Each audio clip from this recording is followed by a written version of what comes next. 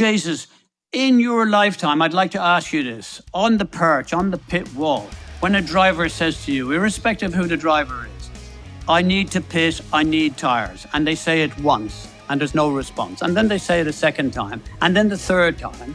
The fourth time, they say box, and then they say, stay out, we're not ready for you. I mean, what kind of crap is that? Ah, yes, it's me, the old growler. I'm back here, sitting on my table. Well, you know something? My cohort, my partner, DC, he's schmoozing it, and he's star-fucking with some of those people in Vegas, and he hasn't turned up to do this show. Shame on you, DC, you bastard. Now, but I've got a surprise for all of you anchors out there. I've got a wonderful surprise, and maybe it's a blessing that we don't have DC, because in all my life, the one person that I was devoted to and couldn't have got to anywhere even close to where I got to with the team was none other than the designer and the greatest, in my opinion, the greatest practical engineer that I have ever in my life seen, Mr. Gary Anderson! Eddie, how are you? You're full of compliments. Oh, I paid you too much, Gary. Look at the state of you're in Jamaica. You're still spending that fucking pension I gave you. Well, no, I'm afraid I'm not spending your pension. You were very tight. You were very tight in those days, Eddie. We all were very tight. No, that's not true. Anyway, down to business. Look, I think we saw a reasonable race in Vegas, Gary. If not only for, when milestones are reached, like 4 times world champion Max Verstappen, having led for as long as he did from the middle of the year. I mean, tell me, where does he rate in, you've got the Lewis Hamiltons and you've got the Michael Schumachers, of course you've got the Sennas. Where does he rate in terms of the all-time greats? Well, he's right up there, obviously. It's about how many races you've competed in and how much success you've had. And, he's doing a very good job. He's right in there with the Hamilton, Ayrton Senna, Michael Schumacher, all of those top guys. They all sort of, the cream rises to the top, I think is what you call it. And he's obviously doing that. I mean, this year, it's been a tough season for him. I think this is probably his first Max Verstappen World Championship because over the last 2 years, the car's been very dominant. So you'd have to say the car played a big part in that. But this year, it wasn't quite like that. So he's definitely right on there with the best. Both you and I were massive good friends of Adrian's and we adore him. Do you think his effect of not being there has had a bit of a part to do with the performance there and towards the latter part of the races? Yeah, of course it has. No matter what's happened during the season, with all that kerfuffle at the beginning of the year with Christian Horner and whatever happened there, it's destabilised the team. And obviously then Adrian moving on has destabilised it even more. You still need a captain of the ship steering it along in a direction. And he's been doing that for a while. So to lose him is obviously a big problem. But, at the end of the day, the other guys will pick it up. But it's, I think it's just put them to be another team at the moment, as opposed to being a dominant team, which they were when Adrian was fully in charge of that. So they're another team now, along with Ferrari and McLaren and on the odd occasion Mercedes, as opposed to being what they were over the last 2 seasons. Sure, and I agree with that. So, 25 probably has all of the ingredients to be something, a roller coaster. And I think generally 24, we've been dealt with some unbelievably great races. I mean, to me, one of the greatest races that I've ever seen in my entire life was Brazil. And can we just reflect on that for 1 minute? What's your view on Brazil? What was your take on that as in terms of a quality drive, dominance, just sheer brilliance from Max? Or did you see it that he had it anyway and he could just do it? Well, I was sitting looking at it, relating it back to 2003, Eddie, whenever we were lucky enough to be leading on the lap that the checkered flag came out. Oh, thank you for reminding us. It was the same sort of circumstances in a way, wet conditions, dodgy conditions, people were falling off here and there. But, you could see from Max at the beginning, it played into his hands. He was the guy that was just taking the track as it was, the situation, the conditions. He was just taking it with open arms, and it was just an expert drive from a quality driver in wet conditions. Finding the right lines on the track, just exploiting the track.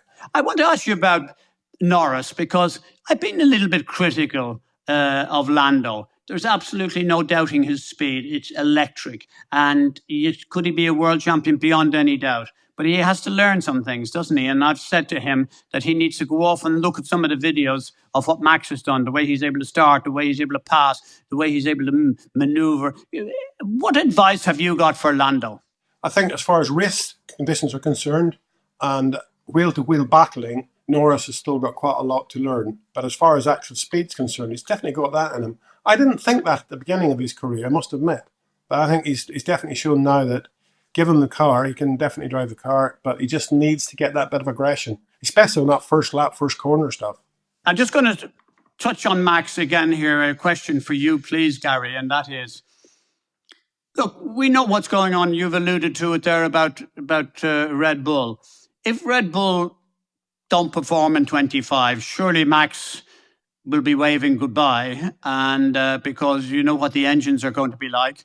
And do you think, I mean, the most likely place for him to go would be Mercedes, because Mercedes have a young driver. It's not going to cost them a lot to change from Kimi there.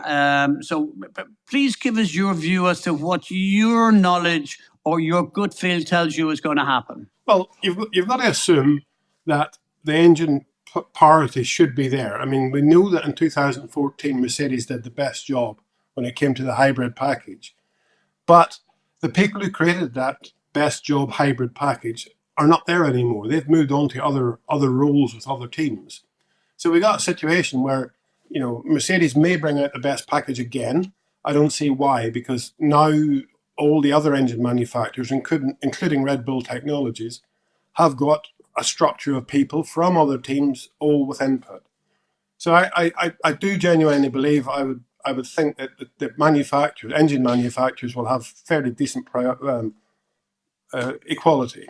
So, you know, what's the point in Max moving? He's going to get paid well where he is. Yes, he'll get paid well with Mercedes, but he's going to have to take on a whole different attitude with the Mercedes philosophy. You know, he's not a total wolf bloke. You know, Max is a character, and Red Bull do bring in that bit of character to racing.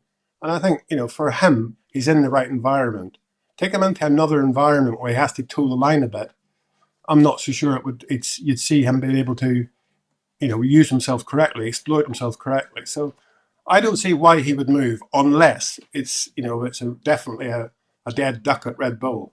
Because, you know, why should it be? There's no reason why it shouldn't be. They've got a big team, big budget, good people, all the stuff there to create a proper package. And it looks as though they've learned a little bit at the end of this season on how the car works. So, you know, as a team now trying to exist without Adrian, they've got to stand on their own 2 feet. And that's not easy.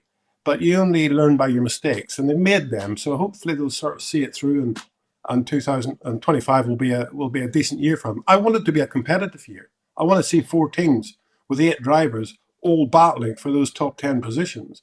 And, you know, until the checkered flag comes out, I don't want to know who's going to be the winner. So let's hope we get that.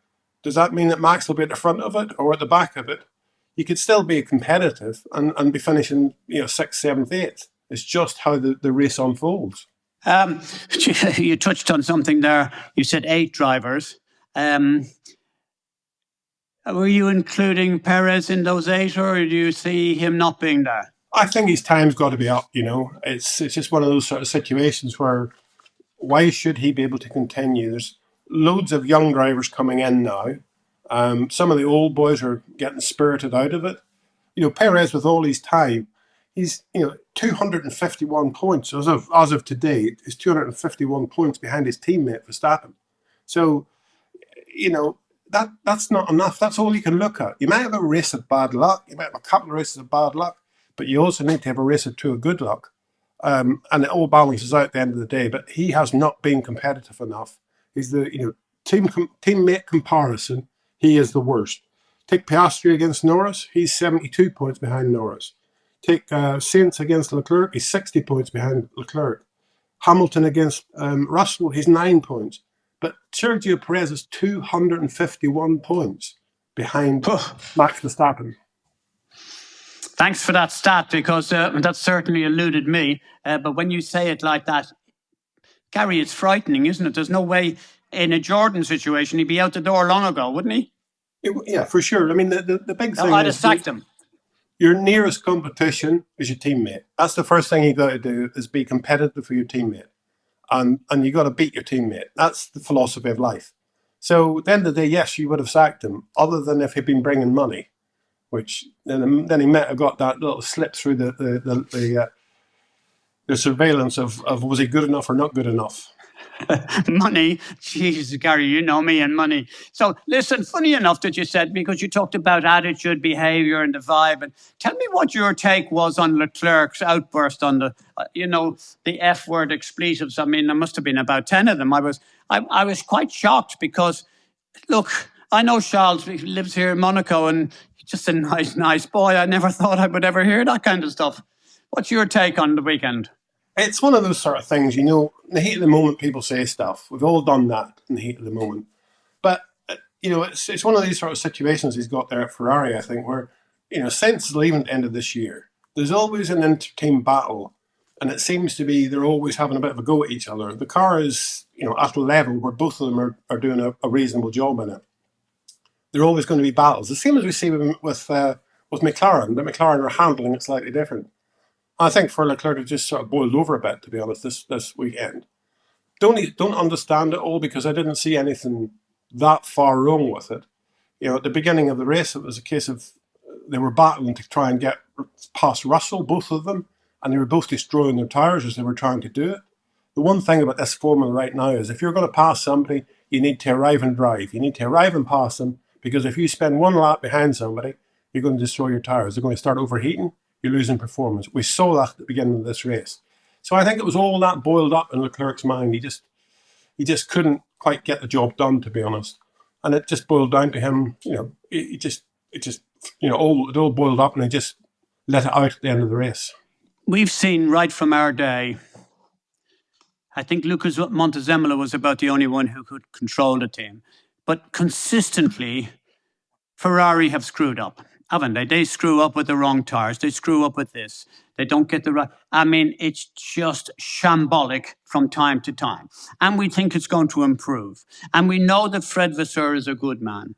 But Jesus, in your lifetime, I'd like to ask you this. On the perch, on the pit wall, when a driver says to you, irrespective of who the driver is, I need to pit, I need tyres. And they say it once, and there's no response. And then they say it a second time, and then the third time.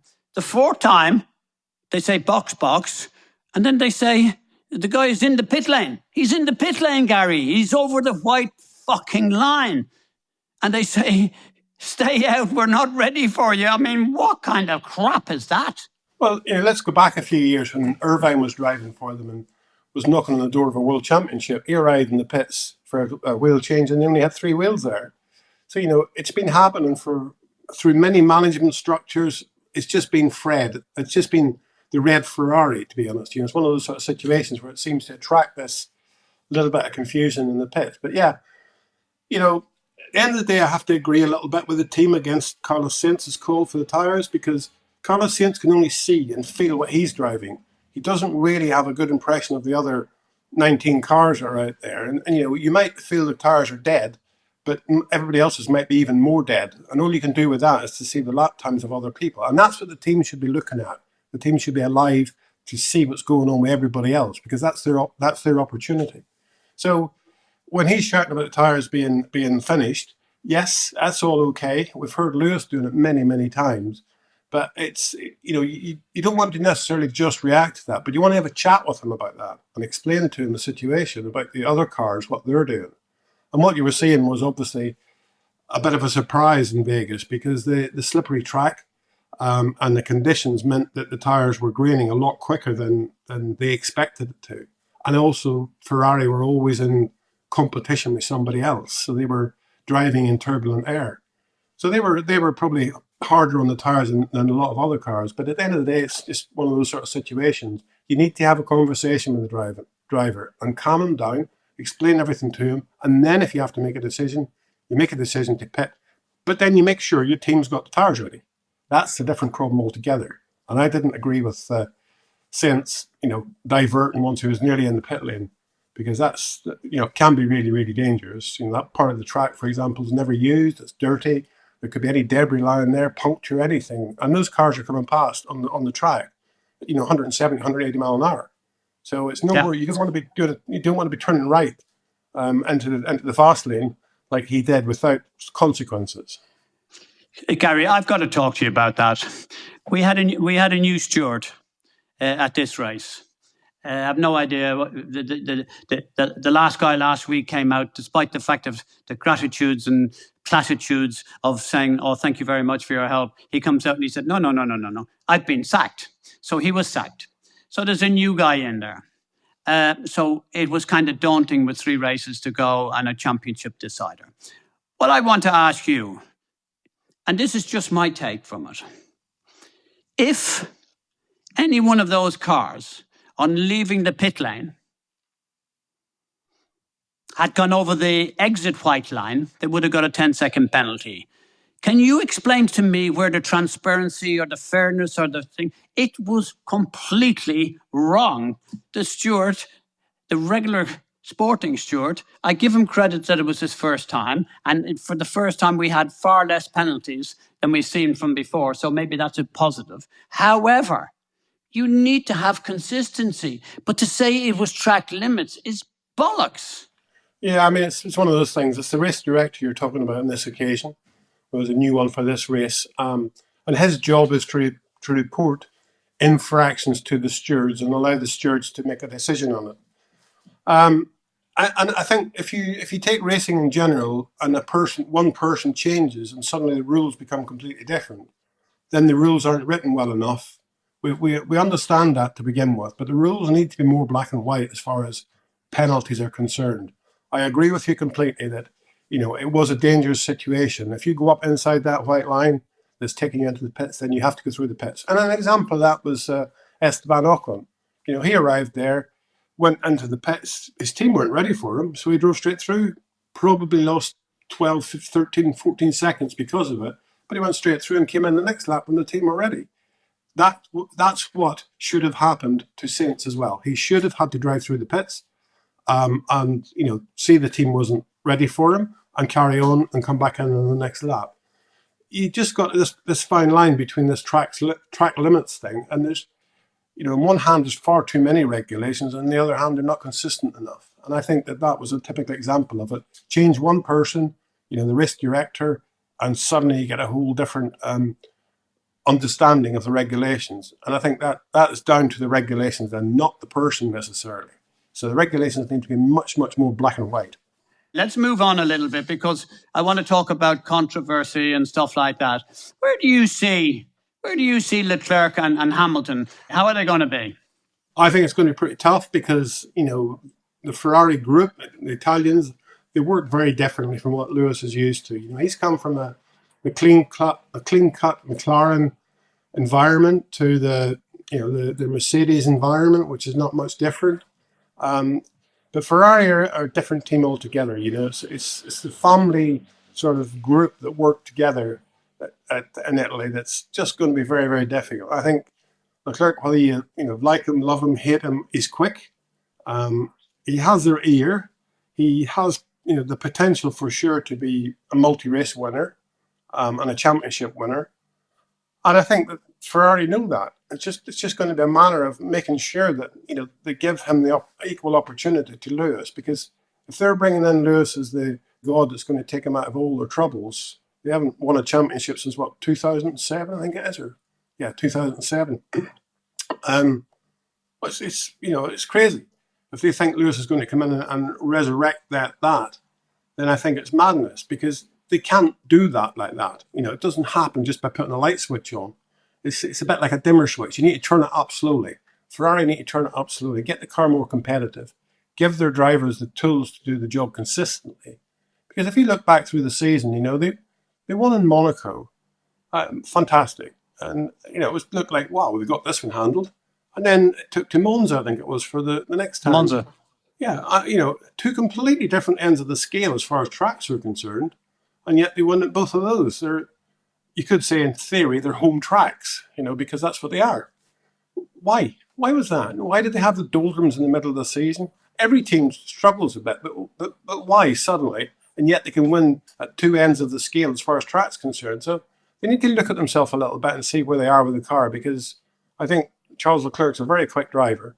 He can do a very, very good job, but the battle with a new boy coming into town that they'll obviously want to show was the right decision, because that's the big thing. They're paying him lots and lots of money to come in, and they have to show it was the right decision. They'll be pushing towards Lewis Hamilton quite a lot for quite a while before they realise, actually, we had one of these here. We just needed to back him up a bit more.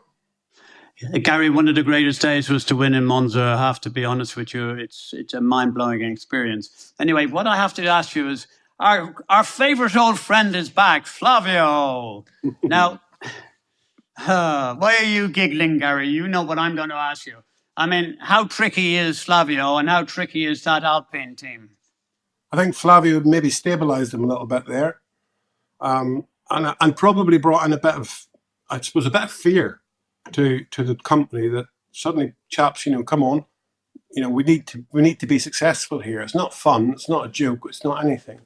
So he brought in a bit of a management to the company, advisory wise. So I think I don't think he's done any harm there. It's where it goes from now is the big thing, isn't it? They have to do better than they do in Alpine. And saying that, Brazil, they finished second and third. That's a pretty good race, Eddie. We've been to races and finished, like Canada in '95, whatever it was, finishing second and third. You know what that's like. It's just such a big thing for a team that, like us then, who really weren't capable of winning races, but to finish second and third was just impressive. So, they've done that after starting this season terribly. I watched their car in Bahrain at the testing. It was a dog. You could see it was a dog. But they've regrouped as the season went past, and they've focused it all into being reasonably competitive now on occasions. And I think Flavio will stabilise that a little bit and make sure that the management of Alpine and the structure of the team and that is okay to do a decent job. But are they going to challenge at the front next year? Are they going to challenge the Mercedes or the Ferrari or the Red Bull or McLaren? No, not in a lifetime yet. They need a lot more than what they've got. It's just too weak, really, as far as consistency is concerned. But Flavio can see that stuff. He's been around long enough. He's long enough in the tooth to understand that of what you need to put together a successful package. I remember when I met you first, and I think it was '82, with the Anson car, with your brother-in-law, Bob. And that was the first car that had the bottom half ever made in carbon. And people were looking at it and ridiculing it. And of course, now everything is carbon this and carbon that. And so you were in my opinion, you were the first real entrepreneur and also designer creativity in doing that. And then you went on, and obviously I met you in with Reynard car, and we won the championship together, and we did various other things. But there was a time in between when you won the championship in 3000 with Roberto Moreno, and then you went to the States. You probably know what I'm going to talk about. I'm talking about Andretti. I'm talking about Cadillac. I'm talking about General Motors, and I'll come on to that in a second. First of all, your knowledge and your time in America. Just give us the anchors. I'd love to hear, because I think you're not just a Formula One guy. You're a Formula 3 guy. You're a Formula 3000 guy. You're an Indy winner. Come on, tell us more about that Indy stuff. Indianapolis and Indy racing is a completely different discipline to Formula One. But you can never question Mario Andretti's talent. His he won the Formula One World Championship. He won various IndyCar championships. He was just one of those people. He is the name in America. He is one of the big boys there. And it's one of these sort of situations where Formula One not wanting Andretti to come into Formula One as a name was, to me, was astounding. I don't understand why. There's obviously a lot of politics there. I think at the beginning they were coming in as an Andretti team as opposed to being a Cadillac team, General Motors. And I think it was too heavily weighed towards Andretti and too heavily weighed towards Michael, who was, Michael had his time in Formula One with McLaren. He didn't make a great success of it. But that shouldn't question it. It was still coming in as a team that seemed to understand the finances well enough to know what they needed to put together to be a competitive package in Formula One. The one thing, Eddie, I will say right here now, they've been setting up a facility at Silverstone, and I'd say that 50% of those people at the facility in Silverstone all came through the Jordan School of Motoring. You know, there's lots and lots of people. I've gone out for a beer with a few of them just to see how it's going, and you know, they're all hot to trot. It's one of those sort of situations where they have definitely a good nucleus of people there.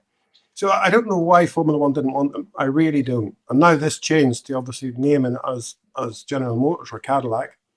They've been accepted. Why is that switch? Because Mario Andretti is American motor racing. You know, I've watched Mario win races that you just think, how did he do that? Just from street circuits to road circuits to ovals, you know, he just had such an all-round talent. I've been, luckily enough or unluckily enough, been involved in Formula One long enough to remember him driving in Formula One with Lotus. And, you know, he's just a competitor. He is just a competitor. It's just great to see them getting into there. And it's good to see Mario still being part of it. Where that leaves you, I have no idea, because obviously they've got quite a lot of people at Silverstone that's heading up the team.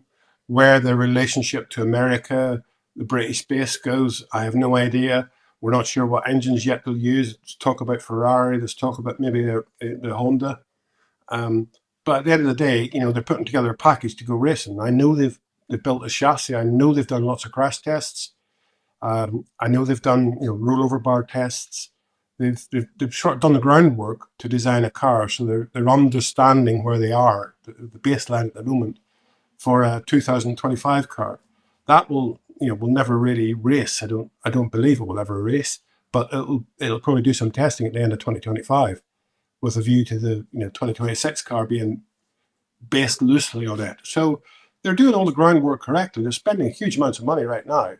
And it's great to see another engine manufacturer coming in the longer term with GM. You know, they are big. They are what Formula One needs, you know. And I hope that for the Cadillac team, they can come in and bounce themselves into that top 10 very quickly.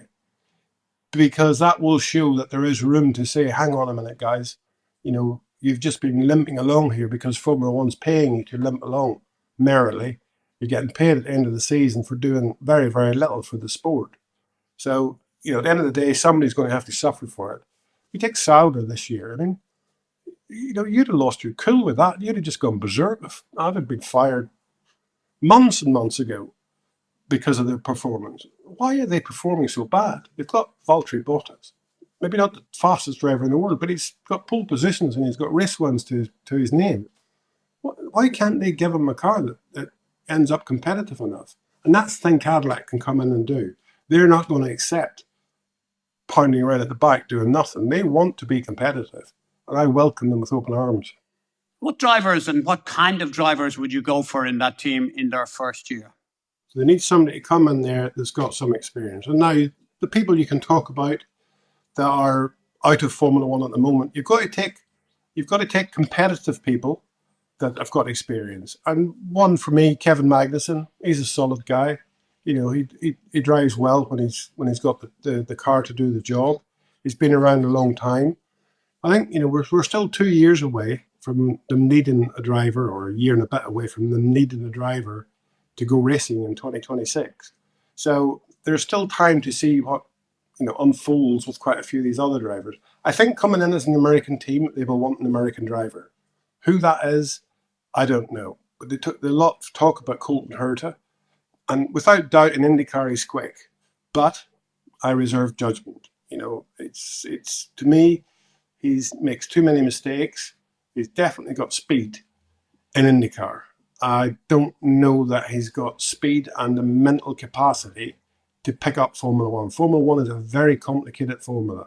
You know, IndyCars are a bit like F2 as such. You know, they're a racing car with a steering wheel, and you get on with it. Whereas Formula One cars aren't like that. There's so much more going on. So I'm not sure I see the American driver at the moment that's got the potential to get to F1 and be competitive. And that's the most important thing they need, is to be competitive. Show their competitiveness in the first year, and they'll need an experienced driver, European driver, to come in. But as I say, they've got a year to sort of, evaluate that. There's a lot of good guys in Formula 2 coming up through there. So, there is an opportunity for a young up-and-coming F2 driver. We're going to see lots of new drivers next year. It's going to be interesting to see who stands out from those guys, all F1 rookies as such. And depending upon how they do, I think that will sway GM's decision as far as the driver's concerned.